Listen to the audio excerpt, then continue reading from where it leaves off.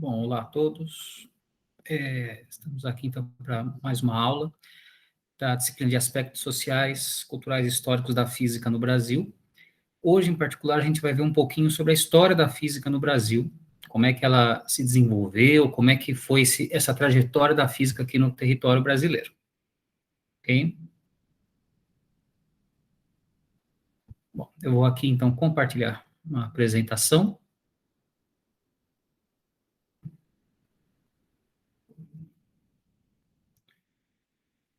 Bom, então, como eu disse, o tema de hoje é exatamente sobre alguns elementos da história da física no Brasil, tá? Vocês vão entender o porquê dessa palavra elementos.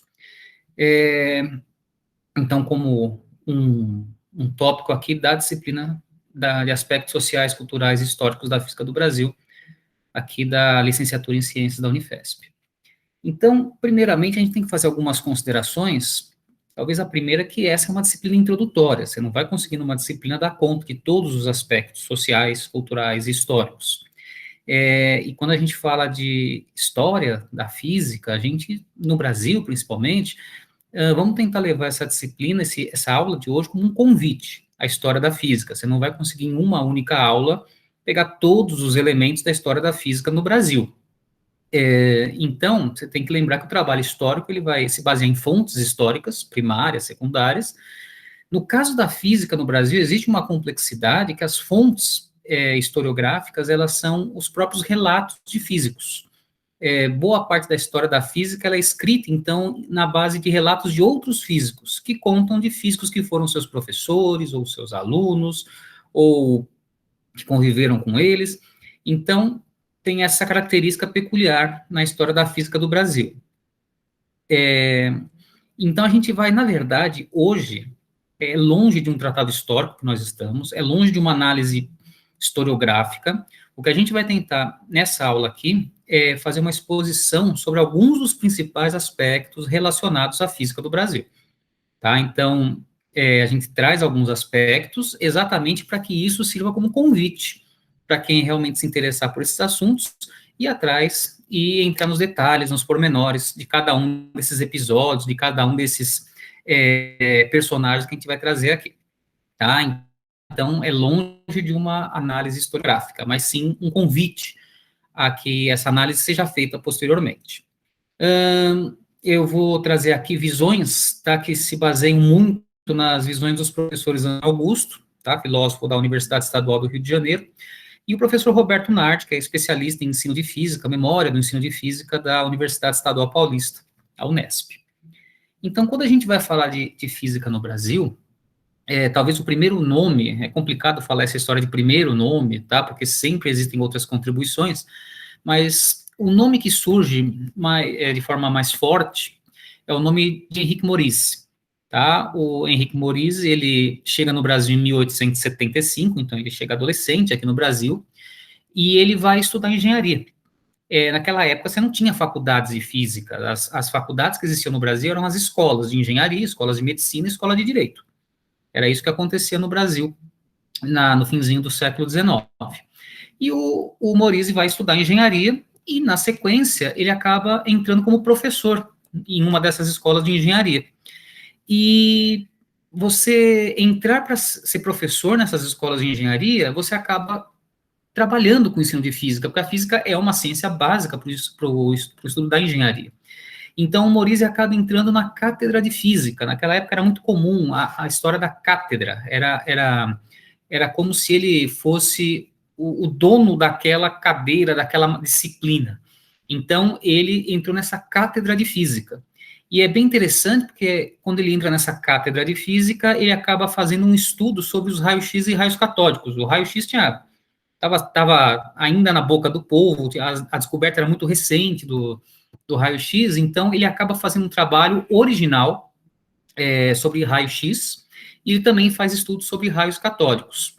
O próprio Morisse, em 1916, ele acaba sendo um dos membros fundadores da SBC, tá, que hoje em dia seria a Academia Brasileira de Ciências, naquela época a Sociedade Brasileira de Ciências.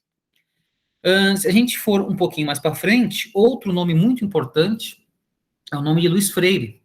Luiz Freire, ele é também de uma escola de engenharia, ele lecionava física em uma escola de engenharia, no caso, em Pernambuco, no Recife, então ele era da cátedra de física, e o Luiz Freire, ele tem uma importância muito grande porque ele forma alguns dos nomes mais importantes da física no Brasil, desse período.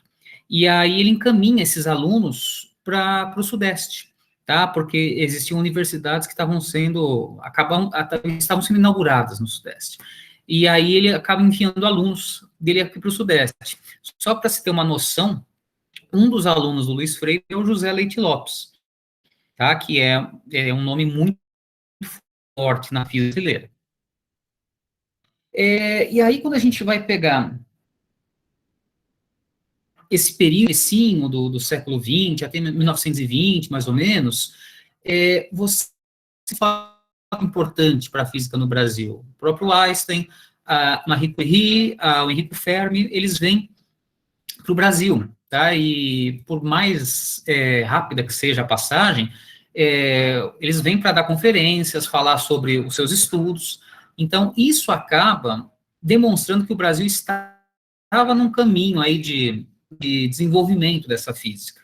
E aí você começa, nesse contexto, em 1934, especificamente, isso aí tem um fato muito importante para esse estudo historiográfico, que é a criação da Universidade de São Paulo. Tá? Não a criação da USP em si, mas, mais precisamente, a criação da Faculdade de Filosofia, Ciências e Letras da USP. Pois naquela época, né, antes da reforma universitária, era dentro desta Faculdade de Filosofia, Ciências e Letras que ficavam os departamentos de matemática, de física, química, biologia, filosofia. Então, surge um departamento de física. Então, a USP, ela é criada com um departamento de física, e esse departamento de física, ele é criado com o intuito exatamente de que se façam pesquisas originais. Então, o Brasil ser um autor de pesquisas originais na área de física. E, além disso, também ser responsável pelo ensino de física.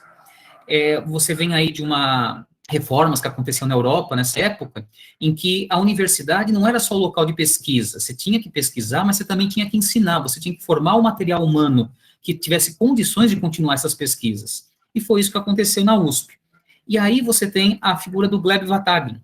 O Gleb Vatagen, ele é nascido no que era na época a União Soviética, e o que seria hoje o território da Ucrânia, e ele vai fazer os seus estudos na Itália, e vem para o Brasil. Ele vem para o Brasil exatamente para integrar o corpo docente do Departamento de Física da USP. E ele é um nome já muito reconhecido naquela época. Ele tem um artigo, por exemplo, de 1927, em que ele defende a relatividade. A gente tem que lembrar que a relatividade não era alguma coisa tão concreta assim para os cientistas e físicos da época. Muitos duvidavam, muitos. E também na mecânica quântica. Ele teve várias contribuições. E aí o Gleb Vatagen, ele começa a tentar desenvolver essa infraestrutura na USP. E uma das primeiras coisas que são solicitadas são exatamente os laboratórios de física experimental, principalmente para você estudar os raios cósmicos, que eram um tema muito recorrente na época. E aí o Gleb Vatagen também acaba formando, então, nessa visão que a universidade também tem que formar os profissionais, os para continuar pesquisas. Por exemplo, o Marcelo Damy e o Mário Scher foram alunos do Gleb Vatagen nessa época na USP. Então, é um episódio aqui, o episódio da criação da USP, ele é muito importante nessa historiografia da física no Brasil, e a figura do Gleb Vatagen vindo para inaugurar com outros professores o departamento de física também é muito importante. No início dos anos 40, o que acontece? Você tem basicamente a USP, aqui em São Paulo, e tem a Universidade do Brasil, que é a atual Universidade Federal do Rio de Janeiro, no Rio de Janeiro. E aí, o que acontece? Esse eixo São Paulo-Rio, ele acaba surgindo como uma referência. As duas universidades acabam desenvolvendo muito seus departamentos de física e acabam sendo referências para a criação de outras universidades e centros de pesquisa no Brasil. só para se ter uma noção, aqui em São Paulo, lá no começo dos anos 40, o nome do Chamber, do Mário Chamber, já é um nome muito forte aqui na USP, e na Universidade do Brasil, que seria a atual Universidade Federal do Rio de Janeiro, o nome do José Leite Lopes também acaba ficando muito forte no desenvolvimento dos respectivos departamentos de física. É nessa época também que no Rio de Janeiro ocorre o desenvolvimento da Universidade do Distrito Federal, que não tem nada a ver com o Distrito Federal que a gente conhece hoje, que é Brasília. Na verdade, essa universidade ela se localizava no Rio de Janeiro, e ela teve um desenvolvimento rápido, depois acabou sendo fechada, mas acabou, então, também trazendo para o Rio de Janeiro esse desenvolvimento de outra universidade. A Universidade do Distrito Federal, atualmente, seria a Universidade do Estado do Rio de Janeiro. E um outro fato muito importante também, em 1948, é a criação da SBPC, a Sociedade Brasileira para o Progresso da Ciência, tá? Ela acaba sendo criada em 1948, exatamente para você conseguir esses departamentos de física e de outras ciências que vinham surgindo e se desenvolvendo no Brasil. Bom, aí a gente tem um outro nome muito importante, bem pesado, assim, no ensino da física brasileira, que é o nome de César Lattes, tá? Que era César Lattes, tá? Acaba sendo chamado de César Lattes. O César Lattes, ele estudava, era estudante de física, e quando ele vai começar a fazer as pesquisas, em 1947, ele muito novo, 23, 24 anos de idade, ele participa da equipe que consegue identificar uma partícula, né, dentro da área de física de partículas, que é o meson pi. E ele consegue fazer essa observação dessa partícula e depois, posteriormente, a criação, artificialmente, em laboratório, dessa partícula. Isso aí, inclusive, acaba dando o prêmio Nobel para o orientador dele, Paulo, que, inclusive, isso é muito discutido até hoje em dia, se ele realmente não teria merecido ganhar esse prêmio Nobel. O próprio orientador dele fala que o trabalho principal foi do César Lattes, né, o ganhador do prêmio Nobel, mas, infelizmente, ele não chegou a ganhar. Na época, inclusive, o César Lattes, ele publica um artigo na Nature, tá? A Nature, naquela época, já era uma revista com prestígio super alto na área científica, exatamente sobre essa descoberta dessa partícula. E aí ele acaba virando uma celebridade, né? Acaba sendo uma celebridade nacional, manchetes nos jornais da época, como está aqui, tá? A descoberta de um cientista brasileiro, ele vira a primeira página nos jornais, e isso acaba fortalecendo um pouquinho a questão do nacionalismo, né? Se a gente contextualizar com aquela época, finzinho de Segunda Guerra, a gente acaba ficando muito forte essa questão do nacionalismo, inclusive existem cartas trocadas entre o César Lattes e o José Leite Lopes, o César Lattes negando empregos em Harvard, por exemplo, exatamente para ficar no Brasil e potencializar a física aqui no Brasil. Em 1949, o César Lattes, ele é um dos membros fundadores do Centro Brasileiro de Pesquisas Físicas, CBPF, e ele assume uma cátedra de física nuclear lá na Universidade do Brasil, no Rio de Janeiro. E em 1951, ele também ajuda na criação do CNPq. Hoje é o Conselho Nacional de Pesquisas Científicas, mas naquela época era o Centro, tá? Só mudava o primeiro nome, e ele também ajuda na criação desse órgão exatamente que é um órgão de fomento para as pesquisas, para tentar financiar essas pesquisas em física no Brasil. Bom, aí quando a gente vai para o início dos anos 50, a USP ela sofre algumas perdas teóricas, vários nomes pesados da física que estavam na USP acabam saindo do país, saindo da USP, e existem, então, perdas na área de física teórica, o que leva a USP a focar muito na física experimental. Basicamente na física nuclear. Início dos anos 50, estava muito forte no mundo essa questão da ciência nuclear, então a física nuclear acaba sendo uma coisa, um tema de pesquisa frequentemente utilizado aí pelos cientistas e físicos da época. Nessa época, o Departamento de Física da USP contava com nomes como o José Goldenberg, o Ernest Hamburger, o José Goldenberg ainda vivo, o professor Hamburger não, falecido em 2018, e em 1952, nesse desenvolvimento da física no país, você tem a criação do IFT, o Instituto de Física Teórica, em São Paulo, que mais tarde ele seria abarcado pela Unesp, aqui em São Paulo. E aí, o que acontece? Você acaba tendo, nessa época, uma saída do eixo Rio-São Paulo. Você acaba tendo um desenvolvimento da física espalhado agora um pouco mais pelo país. Então, começam a aparecer estudos bem interessantes no Rio Grande do Sul, no Departamento de Física, lá no Rio Grande do Sul, e em Pernambuco também. Começam a aparecer outros estudos que não no eixo Rio-São Paulo.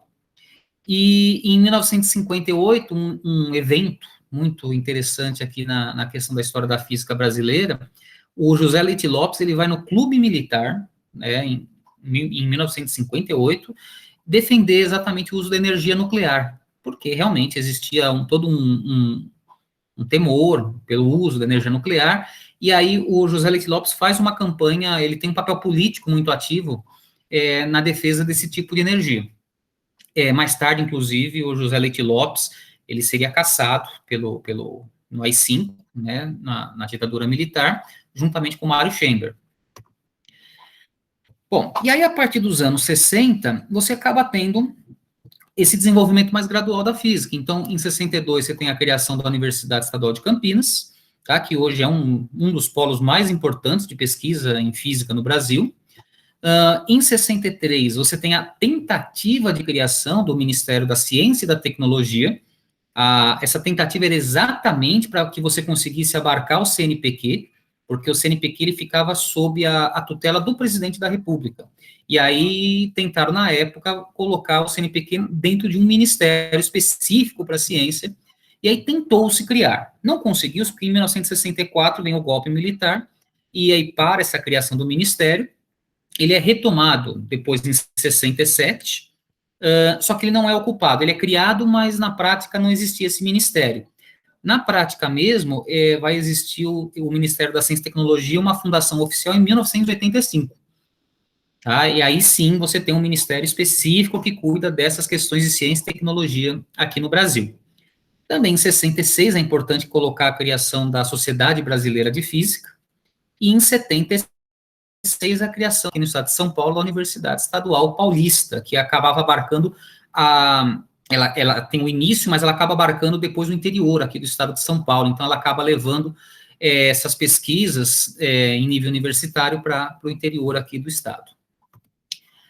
Bom, outra coisa importante para falar é a pesquisa no ensino de física, tá? Também não vamos esquecer que a gente está no curso de licenciatura, então essa pesquisa no ensino de física é interessante também a gente fazer uma contextualização aqui.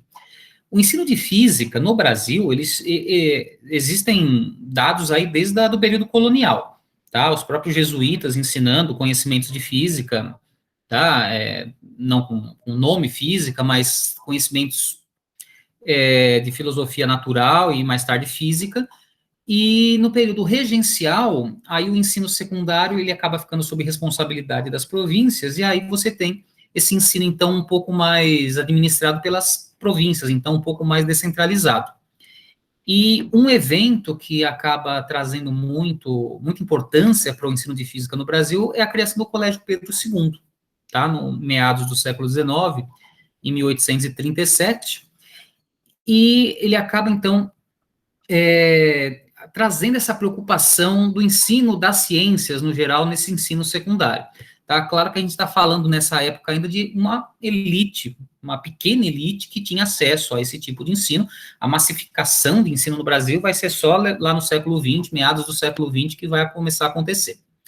Nessa época, no século XIX, começando no século XIX, e indo até meados do século XX, os materiais que eram usados aqui no Brasil, eles eram muito... não, nem adaptados, mas eles eram praticamente copiados do que eram usados no exterior, tá? Na Europa, nos Estados Unidos. Então, a gente tinha uma influência muito grande, na física particularmente, tem uma influência francesa muito grande na organização do currículo de física aqui no Brasil. Em 1961, que isso vai começar a mudar, com a Lei de Diretrizes e Bases, em que é dado mais liberdade para as escolas escolherem esse material, os livros que elas vão usar. De qualquer forma, a preocupação acadêmica com o ensino de física, ela data aí de meados dos anos 50 e 60, quando os grupos de física, dos departamentos de física, principalmente do que é hoje a Universidade Federal do Rio Grande do Sul e do Instituto de Física da USP, que já era criada naquela época, esses departamentos acabam trazendo preocupações com o ensino de física. Basicamente, relatos dos professores que faziam parte dos grupos, por exemplo, da Federal do Rio Grande do Sul, essa preocupação existia quando você tinha, por exemplo, o ensino de física geral, nos cursos de física mesmo, nos cursos de engenharia, etc.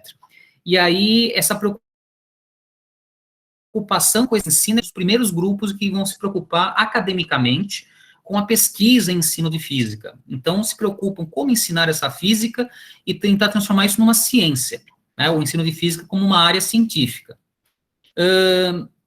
Em 1959, então, nessa faixa aí, nesse período temporal em que esses grupos são criados, existe um fato muito importante no mundo, que é o fortalecimento da Guerra Fria. Tá? E aí você tem a Rússia, na época a União Soviética, enviando o Sputnik, e os Estados Unidos tentando correr atrás desse prejuízo, e aí existe uma crítica muito grande ao ensino de ciências, digamos assim, na parte ocidental nossa, do mundo. Então, eles acabam tendo uma crítica muito grande, que esse ensino de ciências não estava bom, que ele tinha que mudar, na verdade, porque ele queria formar cientistas, tá? É uma preocupação originalmente americana, na Guerra Fria com a União Soviética, os Estados Unidos queria criar bons cientistas. Então, eles começam a repensar o ensino de ciências como um todo, e aí começam a surgir, inclusive, alguns projetos. Tá? Tem um projeto muito importante, tá? É um dos primeiros que surge, que chama PSSC, ele vem com origem nos Estados Unidos, e ele realmente traz kits, traz vídeos, ele traz materiais que realmente não se usava até aquela época no ensino de física, exatamente para tentar trazer as pessoas para essa área científica, tentar formar os cientistas para que, na visão deles, conseguisse combater o desenvolvimento científico da União Soviética. Tá?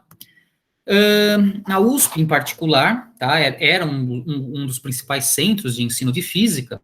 Nessa época, comecinho dos anos 70, o Ernest Hamburger, que a gente já comentou, ele acaba trazendo alguns projetos, tá, genuinamente brasileiros, assim, criados aqui no Brasil. Um deles é o PEF, que é o Projeto de Ensino de Física, e aí outros professores acabam trazendo outros projetos também, como o FAI, que é a Física Autoinstrutiva, o PBF, que é o Projeto Brasileiro de Ensino de Física, e aí começam a irem atrás de estratégias, de recursos didáticos. Inclusive a USP, nos anos 70, 80, ela cria um grupo de filmes didáticos para a física.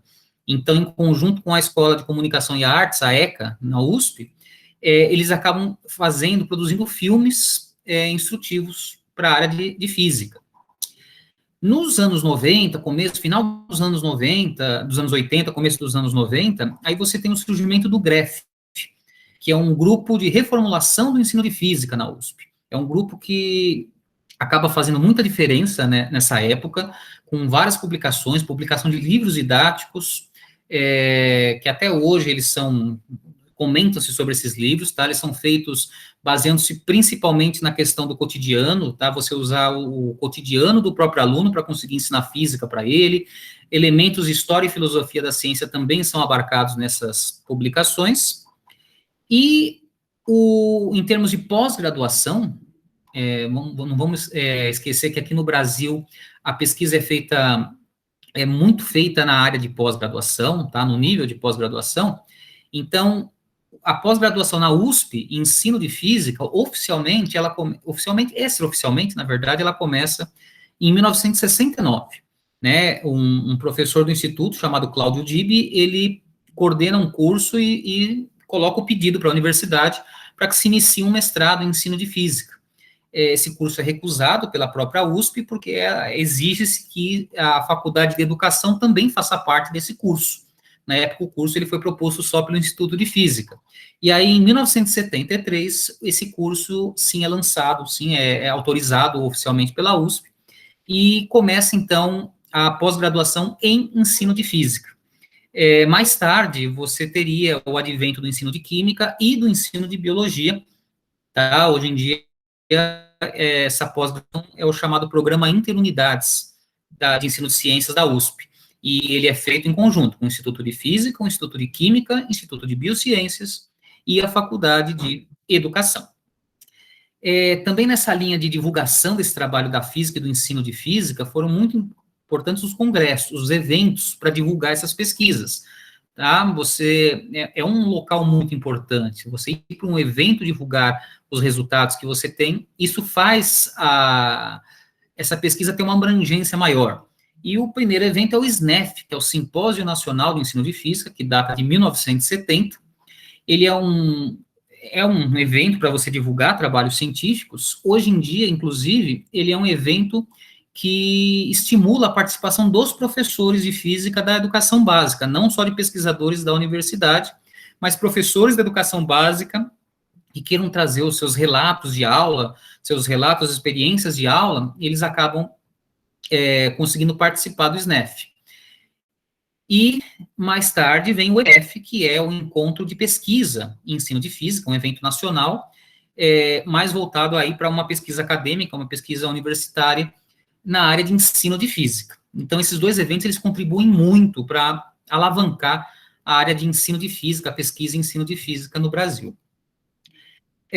Então, como sugestão, digamos que cada fragmento que eu trouxe aqui agora, nessa fala para vocês, a gente não pode esquecer que eles têm diversas repercussões, diversos reflexos em fatos posteriores que acontecem posteriormente a eles. Então, lembrar, tá? O que a gente trouxe hoje aqui são elementos. É para se ter uma noção geral desse panorama da história da física do Brasil. É longe de uma análise historiográfica. É longe de você fazer uma análise pormenorizada, detalhada desses fatos. Existem outros nomes, existem outros fatos. Na verdade, o que se traz aqui é exatamente apenas uma amostra. Como eu disse no começo, é um convite ao estudo da história da física. Então, a gente traz algumas pequenas amostras para se ter uma noção geral dessa evolução, tá? Mas isso não impede e não elimina a necessidade de você fazer estudos mais pormenorizados. Então, você tem que, como estudo da história no geral, a história da física é um estudo historiográfico, você tem que usar as fontes primárias e secundárias, tá? Isso é muito importante, os documentos da época, por exemplo. E essa historiografia, ela é complexa, tá? Você tem vários relatos, você tem vários momentos-chave nessa evolução aí da história da física brasileira, mas é necessário, então, estudos mais pormenorizados. E a ideia é exatamente essa, tá? Que com essa apresentação, isso seja um convite, tá? Para que você vá atrás e faça realmente esses estudos mais detalhados, historiográficos, da história da física, tá? Eu vou deixar aqui algumas referências, tá? São referências básicas aí, são artigos que você consegue na internet, eles são livres, é um acesso livre na internet, então eles acabam trazendo um pouquinho essas questões do ensino de física e da física no geral como ciência sendo desenvolvida aqui no Brasil, certo? Muito bem, então eu agradeço a atenção de vocês, tá? E vamos para a próxima. Obrigado, até mais.